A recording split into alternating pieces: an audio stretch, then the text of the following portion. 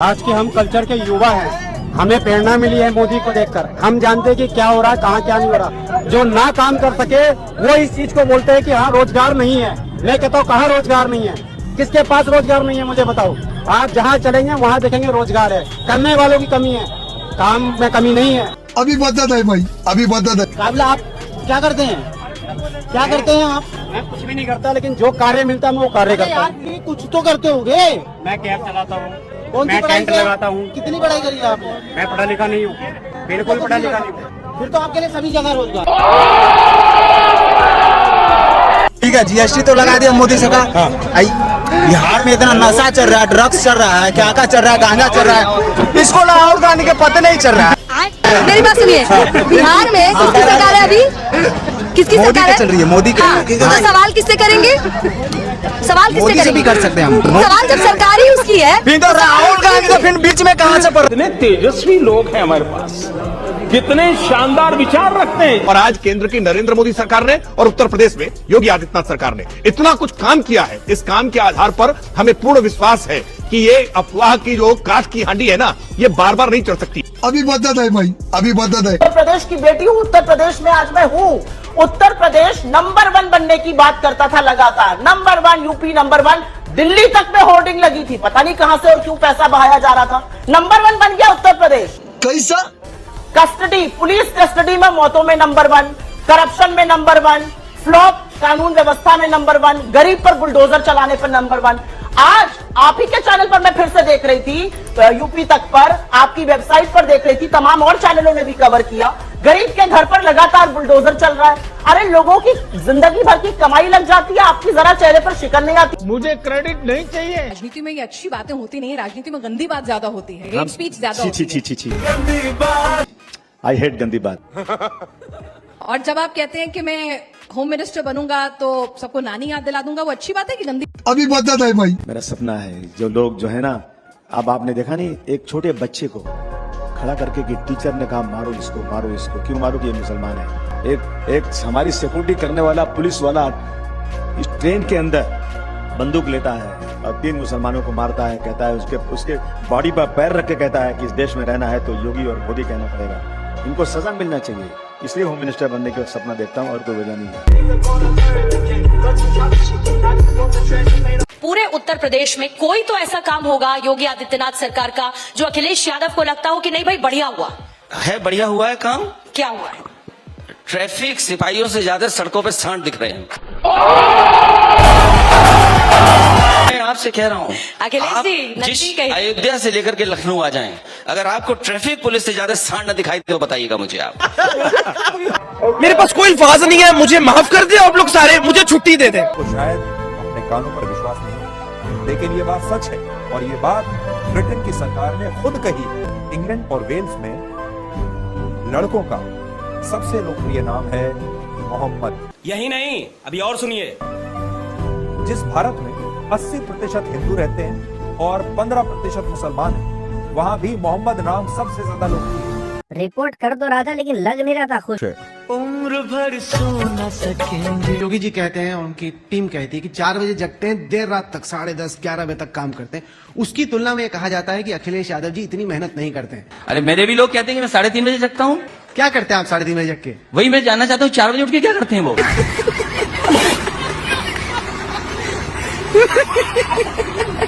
मोदी जी का सरकार है, वो भी तो क्या कुछ? मोदी जी की सरकार है, मोदी जी तो स्टेट गवर्नमेंट में है ना, वो तो ठीक ही चल रही है ना गवर्नमेंट।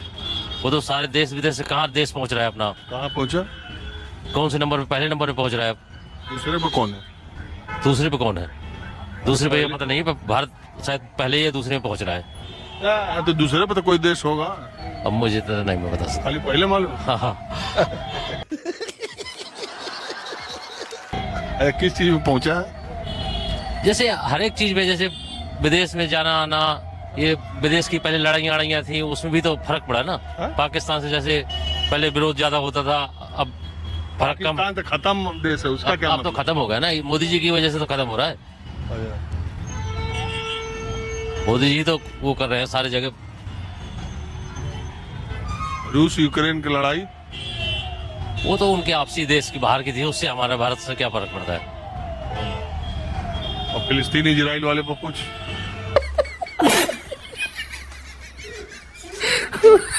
ओके बड़ी खबर आ गई है। चल गाड़ी स्टार्ट कर।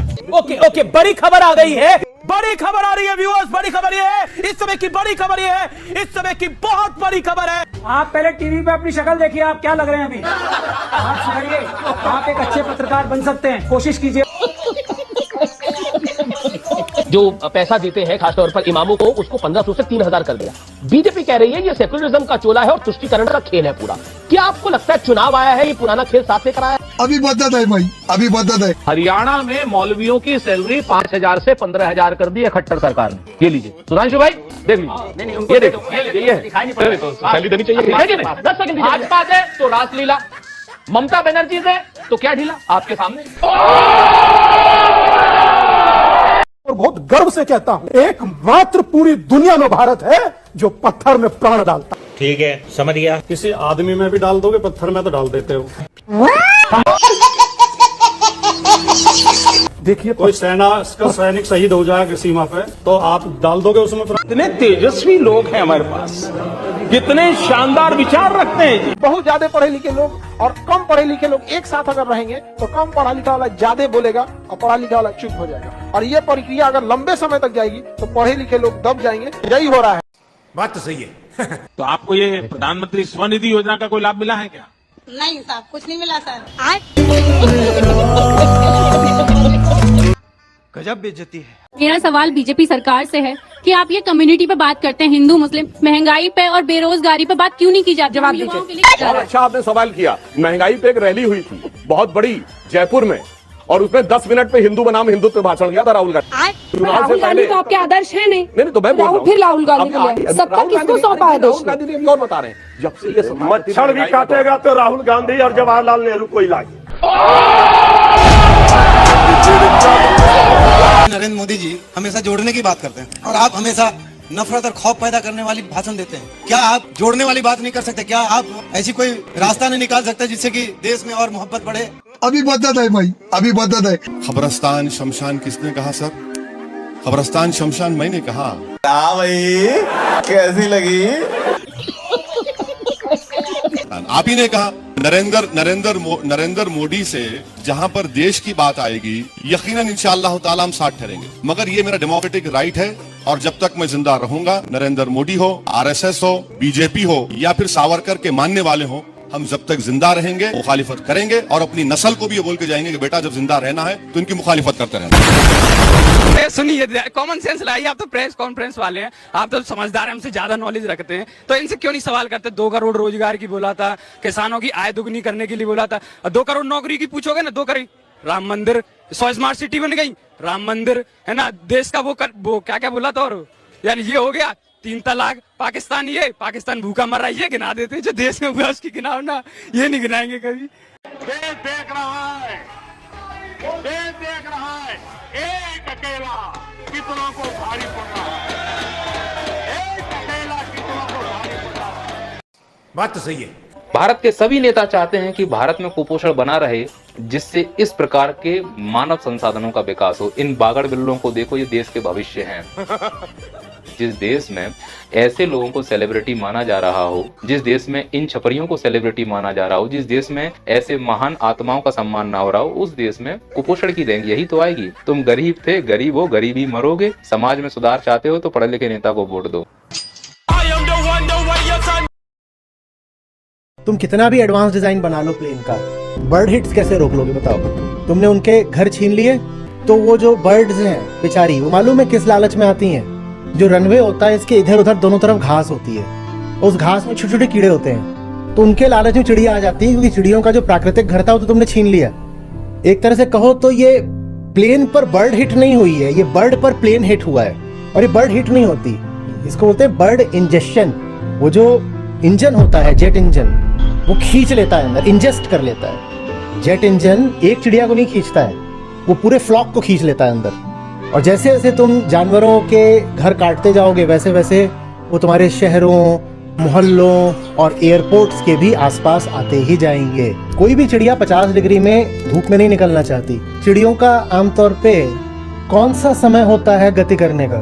सुबह का और शाम का, खासकर भरी आपको अभी गर्मी में चहचहाट नहीं सुनाई देगी। पर चिड़िया क्यों बाहर है? क्योंकि सुबह शाम उसको खाने ही नहीं मिल रहा है। जिसको सुबह शाम खाना नहीं मिल रहा तो दोपहर में भी तलाश रही कहीं कुछ मिल जाए खाने को। खाना क्यों नहीं मिल रहा है? क्योंकि जहां उसको खाना मिलता था उन जगहों पर इंसान जाकर बैठ गया है। कोई चिड़िया इंसान के पास नहीं आना चाहती। चिड़िया के पास जाओ, देखा तुरंत क्या करती है? तुम चिड़ियों को मजबूर कर रहे हो तुम्हारे पास आने के लिए, क्योंकि तुमने उनकी जगह ले ली, उनका पेड़ ले लिया, उनका भोजन ले लिया। वो क्या करें? उनको घोंसला बनाने तक की जगह नहीं है। हर जगह तुम फैल गए हो। अगर आपको वीडियो पसंद आता है तो लाइक, शेयर एंड सब्सक्राइब जरूर करें और इस वीडियो के बारे में आपका क्या ख्याल है नीचे कमेंट बॉक्स में अपना राय जरूर रखें।